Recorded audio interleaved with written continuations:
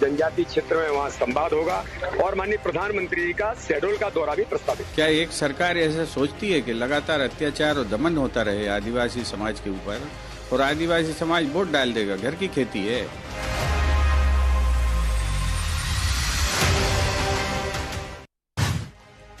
मध्य प्रदेश में इसलिए खास है आदिवासी। एसटी के लिए 47 और एससी की 35 सीट। राज्य में 1,53,00,000 आदिवासी। 2013 में बीजेपी के पास 47 में से 37 सीटें थी। 2018 में घटकर 16 हो गई। इसलिए बीजेपी कर रही है फोकस। मध्य प्रदेश में बीजेपी ने इस बार पूरा जोर आदिवासी बाहुल्य इलाकों में लगा दिया है। प्रधानमंत्री नरेंद्र मोदी, अमित शाह और जेपी नड्डा के मध्य प्रदेश में दौरे इसकी बानगी हैं। तीनों नेता आदिवासी बाहुल्य इलाकों में आ रहे हैं। मोदी धार की बजाय शहडोल आ रहे हैं, जबकि केंद्रीय गृह मंत्री शाह बालाघाट और राष्ट्रीय अध्यक्ष नड्डा खरगोन पहुंच रहे हैं। आज मुख्यमंत्री शिवराज सिंह चौहान ने बीजेपी कार्यालय पहुंचकर तीनों केंद्रीय नेताओं के पड़ाव की तैयारियों पर चर्चा की। इस चर्चा में मध्य प्रदेश बीजेपी के कई बड़े कद्दावर नेता भी शामिल रहे। माननीय राष्ट्रीय अध्यक्ष जी 26 तारीख को पधारेंगे, इसलिए माननीय बीएल संतोष जी राष्ट्रीय संगठन मंत्री, तरुण चुग जी राष्ट्रीय महामंत्री आज जो स्थल है यहाँ पर उन्होंने दौरा किया है। सारे तैयारियों की दृष्टि से वो जायजा यहाँ पर ले रहे हैं। भारतीय जनता पार्टी का मध्य प्रदेश का एक एक कार्यकर्ता उत्साह के साथ तैयारी में जुटा है और हमारा सौभाग्य है माननीय प्रधानमंत्री, माननीय राष्ट्रीय अध्यक्ष जी और देश भर के लोग भोपाल के अंदर उपस्थित होंगे। हम सब तैयारियों में जुटे हैं। शहडोल भी पहुंचेंगे, शहडोल भी जाएंगे। शहडोल में भी भारतीय जनता पार्टी के मध्य प्रदेश की सरकार के द्वारा जो हमारे आयुष्मान कार्डधारी लोगों से कनेक्ट होंगे, उनसे जुड़ेंगे। जनजातीय क्षेत्र में वहाँ संवाद होगा और माननीय प्रधानमंत्री जी का शहडोल का दौरा भी प्रस्तावित। गौरतलब है कि पिछले चुनाव में बीजेपी को आदिवासी इलाकों में कम सीटें मिली थी और कांग्रेस को ज्यादा। ऐसे में बीजेपी का पूरा फोकस आदिवासी सीटों में अपनी बढ़त बढ़ाने का है। इस बार मध्य प्रदेश का चुनाव राजनीतिक नजरिए से काफी महत्वपूर्ण माना जा रहा है। मध्य प्रदेश बीजेपी की चिंता यह भी है कि कांग्रेस इस बार बूथ प्रबंधन पर खास जोर दे रही है। दूसरी तरफ कांग्रेस के नेता दोबारा आदिवासी सीटों पर बढ़त के साथ चुनाव जीतने का दावा भी कर रहे हैं।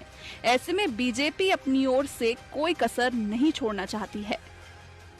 ये भारतीय जनता पार्टी जो है साधने की कोशिश करती है। ऐसे सदता है आदमी के, जिसको तुम रोज सताओ, लठ मारो, उसको वो सद जाएगा। भारतीय जनता पार्टी को इसका जवाब देना है कि नेमावर में जो आदिवासी परिवारों के साथ हुआ उसका जवाब क्या है आपके पास? जो सिवनी में जो है रात के 12 बजे घर में घुसकर जिन हत्याएं की गई उनका जवाब क्या है आपके पास? जो घसीट कर जो है रतलाम मंदसौर में घसीट कर जो है जीप से खींच के मार डाला गया, लोगों को महू में मार डाला गया, उसका जवाब क्या है आपके पास? क्या एक सरकार ऐसा सोचती है कि लगातार अत्याचार और दमन होता रहे आदिवासी समाज के ऊपर और आदिवासी समाज वोट डाल देगा? घर की खेती है।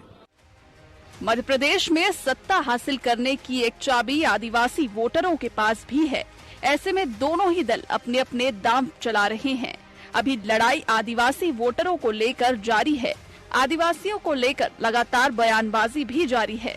हालांकि ये तो भविष्य के गर्त में ही छिपा है कि आदिवासी वोटर किस पार्टी के खेवनहार बनेंगे। नमस्कार, मैं हूं मोहन तिवारी। डिबेट लाइव बड़ी बहस मध्य प्रदेश में आपका स्वागत है। बड़ी बहस मध्य प्रदेश में आज का मुद्दा है मध्य प्रदेश की सत्ता की वो चाबी जो जिसके पास आएगी उसी के हाथ होगा मध्य प्रदेश का सिंहासन। ऐसे में ये सत्ता की चाबी क्या है, कौन इसे घुमाना चाह रहा है, उस पर आज हम बहस करेंगे। लेकिन पहले थोड़ी विषय वस्तु आपके सामने रख दूं और वो विषय वस्तु है आदिवासी वोट बैंक को साधने की कोशिश। जी हां, कांग्रेस अब तक सबसे ज्यादा आदिवासी सीटों के साथ मैदान में है। उन सीटों को फिर से वापस हासिल करने के लिए बीजेपी ने बिछा लिया है एक रणनीति का जाल। वो रणनीति का जाल क्या है? 3 बड़े नेताओं की आदिवासी क्षेत्रों में सभाएं। इसी पर बहस छिड़ी हुई है। क्या बीजेपी सफल होगी? क्या कांग्रेस अपना नया दांव चलेगी? इस पर आज हम चर्चा करेंगे। पहले मिल लेते हैं उन मेहमानों से जो इस चर्चा में हमारे साथ रहेंगे। हम बहुत स्वागत करेंगे, हमारे साथ बीजेपी प्रवक्ता के रूप में जुड़े हुए हैं गीत अजय धीर जी, बहुत बहुत स्वागत है। इसके अलावा हमारे साथ जुड़ रहे हैं कांग्रेस का पक्ष रखने के लिए अजय तारण जी, आपका बहुत बहुत स्वागत है। और राजनीतिक विश्लेषक के रूप में हमारे साथ है डॉक्टर भूपेंद्र सुरेरे जी, आपका भी बहुत स्वागत है। तो तीनों मेहमानों का स्वागत कर बिना समय गंवाए इस चर्चा को मैं शुरू करता हूं। सबसे पहले गीत जी के पास चलता हूं। गीत जी, आप लोगों की आसान सी रणनीति सबको समझ में आ रही है कि ज्यादा आदिवासी सीटें कांग्रेस के पास है, उसे आप लोग फिर से हासिल करना चाहते हैं जिससे कि एक सीटों का एडवांटेज आपको मिल सकेगा और इसीलिए बड़े नेता आदिवासी क्षेत्र में आ रहे हैं, क्या ये सही है?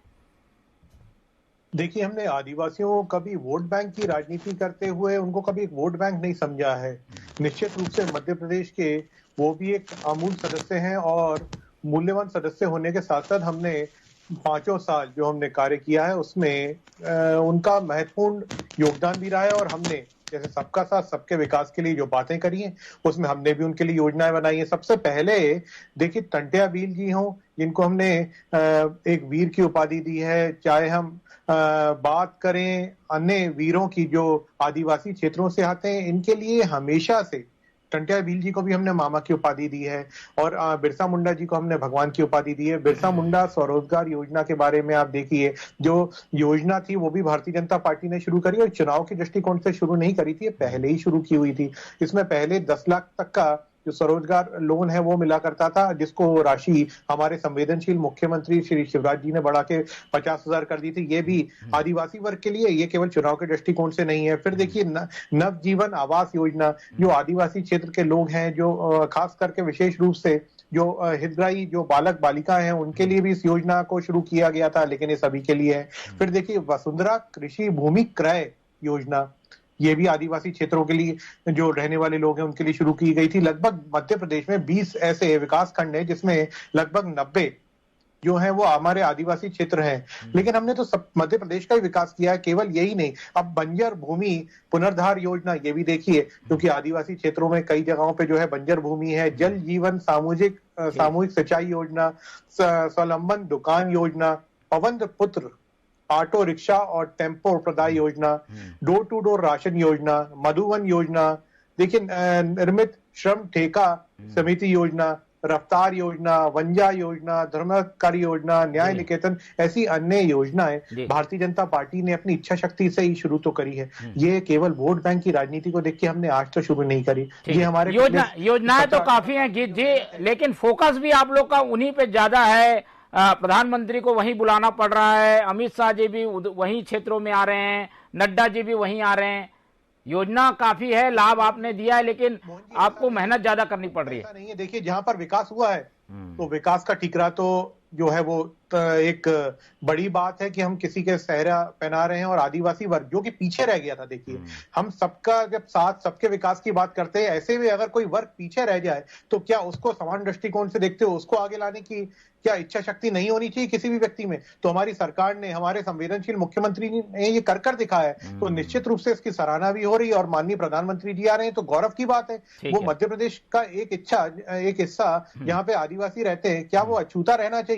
आप स्वयं बताइए मोहन जी, ठीक है, क्या गलती है? अगर माननीय प्रधानमंत्री जी आ रहे हैं तो खुशी का विषय, हर्ष का विषय। और मैं तो कांग्रेस को बोलता हूं, अगर जैसे मैंने योजनाएं गिनाई हैं, ये 10 मेरे पास करीबन 55-60 योजनाएं हैं जो हमने 17-18 साल में शुरू करी है और इनका क्रियान्वयन हो रहा है। अगर आप चाहें तो मैं डिटेल्स भी अभी गिनवा सकता हूं, लेकिन कांग्रेस मुझे एक योजना गिनवा दे भ्रष्टाचार के अलावा, जो इनके इंदिरा गांधी के समय से, राजीव गांधी के समय से लेकर के और प्रियंका गांधी से लेकर के राहुल गांधी तक के चली आ रही हो। ये भ्रष्टाचार के अलावा नहीं गिनवा सकते। एक योजना का नाम बता दें। आनंद तारण जी की ओर रुख करेंगे। आनंद जी, आप देख रहे हैं 3 बड़े नेता आदिवासी क्षेत्रों में आ रहे हैं। आदिवासी ज्यादातर सीटें आप लोग जीत चुके हैं, 31 सीटें हैं आप लोग के पास। अगर यही वापस चली गई तो एक बड़ा लॉस हो जाएगा आप लोगों को।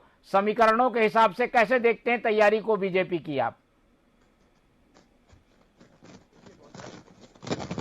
भारतीय जनता पार्टी के प्रवक्ता, हमने ये चुनाव को देख के नहीं करा, हमने ये चुनाव को देख के नहीं करा, हमने, अरे 20 साल के बाद अगर एन चुनाव के टाइम पर भारतीय जनता पार्टी की सरकार जगी है, इससे ज्यादा शर्मनाक बात क्या होगी?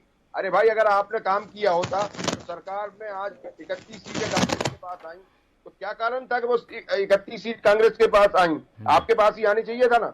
ये जो भारतीय जनता पार्टी का चरित्र, ये कितनी बातें कर लें भाई, कर्नाटक में भी तो तीनों बड़े नेता गए थे, लेकिन पूरा श्रृंखला साफ हो गया। मोहन जी, इन्होंने एक योजना नहीं गिनाई है, एक योजना गिना दे, हमने क्या किया? गिनाएंगे वो गिनाएंगे, आ रहे हैं। अरे सुन लें आप सुन लें। तारण जी बताइए, योजना भी गिना दीजिएगा याद से जी। ठीक है, भारतीय जनता पार्टी की सरकार है 20 सालों से, कांग्रेस की बात ना करें। हमने तो अगर हमने आदिवासियों को, आदिवासी हैं आपने तो उनका नाम बदल के वनवासी कर दिया, इससे ज्यादा शर्मनाक बात क्या हो सकती? जो वनवासी क्षेत्र में रहने वाले, सुन ले, अरे सुन ले जरा, योजना बताइए, घुमाइए। हट जाता हूँ, आप शांत रहे, मेरे को बोल लेते हैं। जो रोते हैं वो ये बताते हैं, आप एक योजना बता दीजिए, मैं तो चुप हो जाऊंगा। मैं तो योजना का एक नाम बता दें, आपकी इंदिरा गांधी से लेकर के राहुल गांधी तक एक योजना का नाम बता दें। चिंता नहीं कर रहे हैं, अगर आप हितकारी हैं तो एक योजना का नाम बता दीजिए। कांग्रेस की सरकार सिर्फ एक योजना, साहब मैं 55-60 गिनता रहा हूँ, आप एक योजना बताइए। आपके कमलनाथ ने क्या किया देखिए, मैं कल बताता हूँ। मोहन जी, ये एक योजना का नाम नहीं बता पा रहे, मैं चाहूंगा कीजिए, आएंगे, आपकी बारी आएगी। तारण जी को अपनी बात रख लेने दीजिए, पहले टर्न में अपनी बात रख लें सब, उसके बाद हम डिबेट में जाएंगे। पहले टर्न में अपनी बात रखने दीजिए। तारण जी चलिए, बोलिए आप जल्दी, समय आज के बाद इस तरह के प्रवक्ताओं को ना बिठाएं, ज्यादा अच्छा है, नहीं तो मैं नहीं बैठूंगा। चलिए, आप अनुभवी हैं, सीनियर लीडर हैं। ये जो चरित्र भारतीय जनता पार्टी का, ये दृष्टिगोचर हो रहा है। ठीक, ये केवल और केवल घबरा रहे हुए, सच्चा रहे, और बार बार इनके नेताओं के मध्य प्रदेश में दौरे हो रहे हैं, इसलिए आज इस तरह की बातें करते हैं। निश्चित रूप से भारतीय जनता पार्टी की मध्य प्रदेश से चली की बेला, ये क्या योजनाएं गिनाएंगे? ये आदिवासियों की योजनाओं के पैसे तो बड़े बड़े नेताओं के भगत में लगा देते हैं, करोड़ों रुपए उनके खर्च कर रहे हैं केवल अपना चेहरा चमकाने के लिए, विज्ञापन लगाने के लिए। ये तो भारतीय जनता पार्टी का चरित्र है। अरे भाई, जो योजनाएं तुमने बताई, तुमने तो 40,000 योजनाएं मध्य प्रदेश में लाए, लेकिन उन पर किस तरह करा आपने देखा नहीं होगा। अभी हाल ही में उज्जैन में महाकाल के साथ किस तरह से घाला हुआ, 80% का कमीशन खा गए ये लोग, किस तरह से मूर्तियां जरासी हवा में उड़ गई। मोहन जी, विषयांतर हो रहा है, हम किस डिबेट पे, किस टॉपिक पे बैठे हैं? सत्ता में आए, उनका हाथ देखिए आप अपनी रणनीति बता दीजिए। आनंद जी, आप लोग क्या करेंगे? इन लोग तो चलिए, योजना है, नेता है, सब आ रहे हैं, कांग्रेस क्या कर रही है वो बता दीजिए। हमारी योजना है तो एक योजना बताइए। शांत रहे भैया, मैं आपके प्रति लायल नहीं हूँ ना, मैं एक योजना बता दी। बता रहे हैं गीत जी, थोड़ा शांति रखिए। आनंद जी बोलिए। जनता को हम जाएंगे, उनके घर जाएंगे, आप तो बताइए ना, एक योजना बताइए, जनता आपको देख रही है, टीवी पे आप लाइव है। नेताओं का तो हाल है कि मजा नहीं करती। मैं बताता हूँ आपको असली बात, फिर मोहन जी मेरे को अनुमति मैं दूंगा। आनंद जी की बात हो जान दीजिए। ठीक है आनंद जी, आवाज आ रही है? कांग्रेस ने अगर आदिवासी विकास निगम बनाया तो उसका काम करेगी।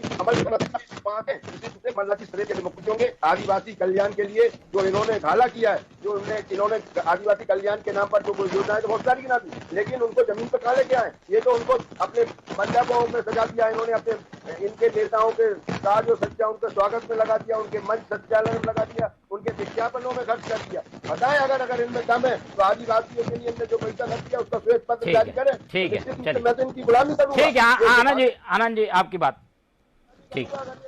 जारी कर दे, हमने जो योजनाएं जो अभी गिनाई है, ये अगर भारतीय जनता पार्टी के प्रवक्ता ने योजनाएं गिनाई है, चलिए श्वेत पत्र जारी कर दे कि हमने ये पैसा ईमानदारी से खर्च किया था, तो निश्चित रूप से मैं इस बात को मानूंगा। केवल और केवल टीवी से आकर बोलना, केवल और केवल माइक से। ठीक है, श्वेत पत्र जारी करने की मांग कर रहे हैं। जवाब मैं गीत जी से लूंगा, लेकिन उसके पहले चलते हैं डॉक्टर भूपेंद्र जी के पास। राजनीतिक विश्लेषक हमारे साथ हैं। भूपेंद्र जी, बीजेपी का फोकस, कांग्रेस का फोकस, कैसे देखते हैं? आदिवासी क्षेत्रों में 47 सीटें हैं। देखिए, अभी मैंने दोनों लोगों को सुना। देखिए, जो आदिवासी बहुल क्षेत्र हैं वो 47 सीटें हैं, बड़ी महत्वपूर्ण सीटें हैं, और ये मूलतः पहले कांग्रेस का ही वोट था। लेकिन भाजपा ने जो जमीनी स्तर पे गांव-गांव में जाके और उनके अनुवासिक संगठनों जैसे वनवासी कल्याण आश्रम, जो संघ ने फीडबैक तैयार किया और नेता तैयार किए, वो वोट शिफ्ट हो गया था बीजेपी के, और बीजेपी के कारण शिफ्ट होने के बीजेपी सत्ता में आई। लेकिन अभी जो 2018 के जो विधानसभा हुए थे और विधानसभा चुनाव में कांग्रेस को उसका फायदा मिला था, और कांग्रेस के फायदा मिलने के कारण कांग्रेस भी ये चाहती है कि अब वो वोट उसी के पास शिफ्ट रहे और वो विधानसभा में विधायक ज्यादा जीत के आए और जिससे वो सत्ता की उसकी चाबी उसके पास रहे।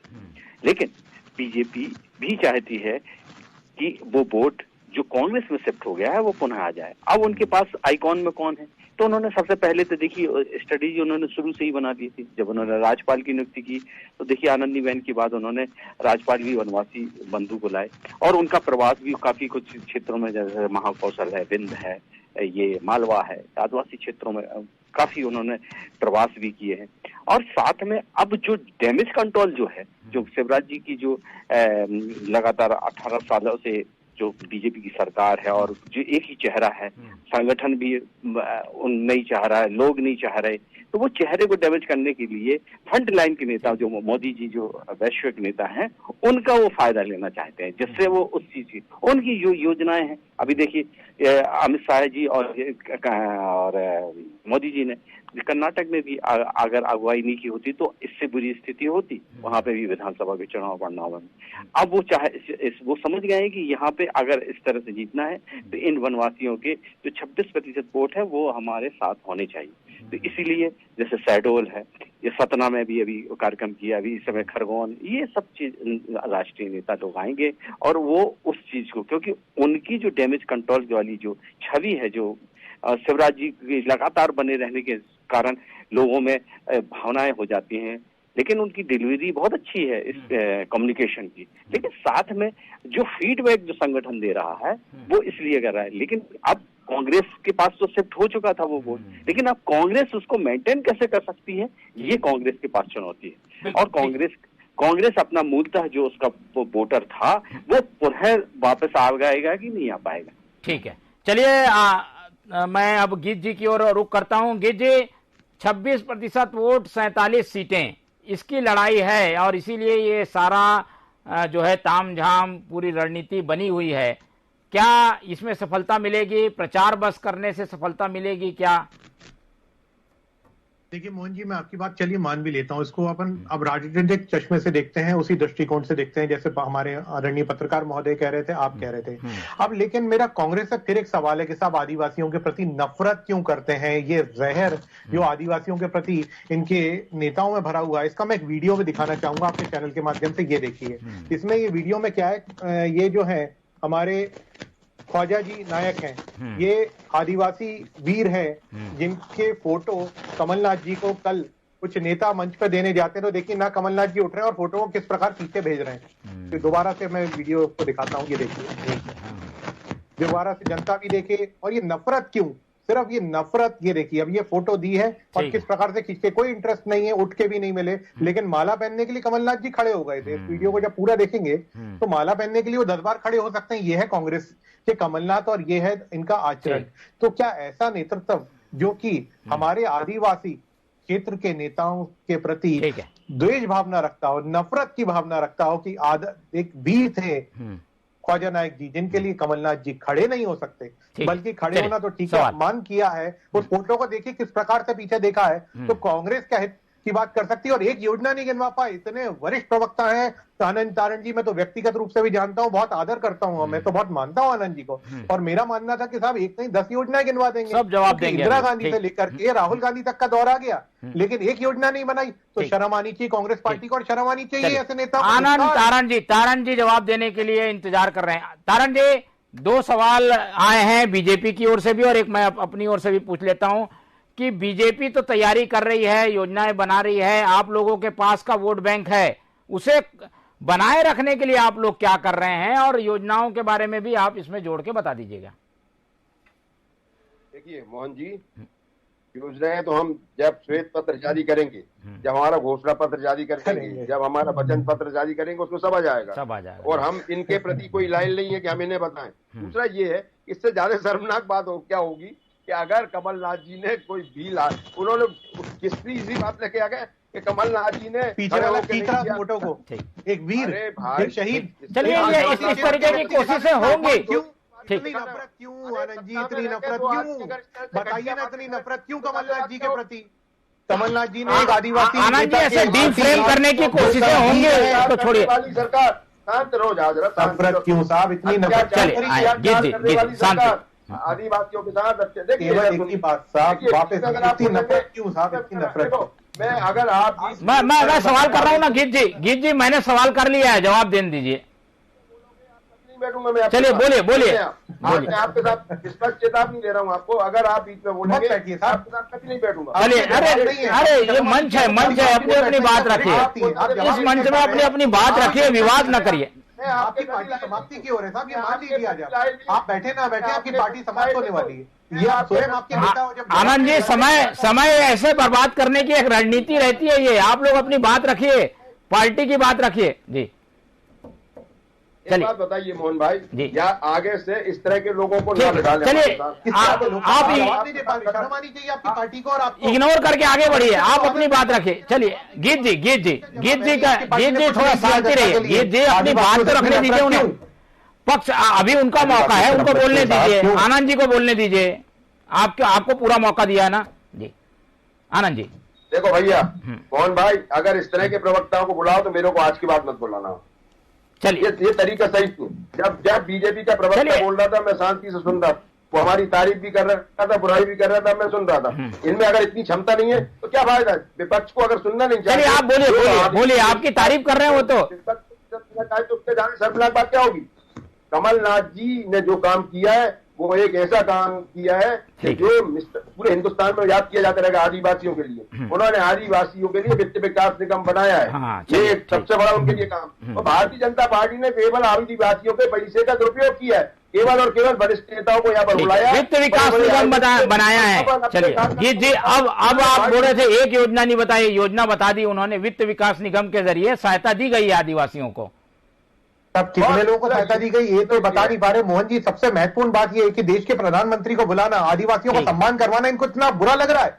अरे हमने एक भी रुपया आदिवासियों के क्षेत्र से इस कार्यक्रम पे खर्चा नहीं किया। देखिए, जन भागीदारी से कार्यक्रम करवा रहे सरकार। एक और मैं बात साफ कर रहा हूँ, नहीं ये तो सरकारी कार्यक्रम सुनिएगा, मैं बिल्कुल सब लोग एक सेकंड, अगर माननीय प्रधानमंत्री किसी वर्ग के लिए आ रहे हैं तो कांग्रेस के पेट में इतना दर्द थी। इंदिरा गांधी को आप कभी लेके आए थे, राजीव गांधी को आप कभी लेके आए थे? अरे साहब उनकी छोड़ो, आप अपने कमलनाथ को लेके आओ ना, आपके कमलनाथ को आपके अपमान कर रहे हैं। चलिए, ऐसे में बहस लंबी चलती रहेगी, समय की कमी है, इसलिए ज्यादा हम चर्चा नहीं कर पाएंगे। गीत जी हमारे साथ जुड़े, आपका बहुत बहुत धन्यवाद। आनंद जी हमारे साथ जुड़े, उनका भी बहुत धन्यवाद। और डॉक्टर भूपेंद्र जी हमारे साथ थे, उनका धन्यवाद। तो तीनों मेहमानों का धन्यवाद कर इस चर्चा को आज हम यहीं खत्म करेंगे। लेकिन आदिवासी वोट बैंक और आदिवासियों को अपने खेमे में करने की कोशिशें हजारों होंगी, दोनों पक्ष अपनी अपनी कोशिशें करेंगे, लेकिन कौन ज्यादा सफल होगा ये फैसला देगी जनता 2023 के चुनाव के दौरान।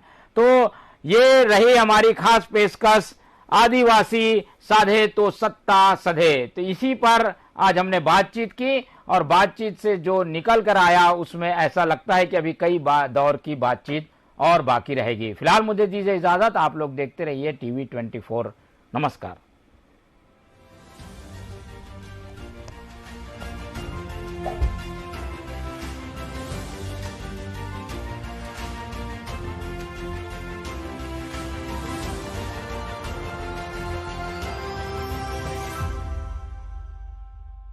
राजनीति खेल है, शह और मात का, घात और प्रतिघात का। राजनीति के खेल में कौन है राजा, कौन है प्यादा, कहां टूटी है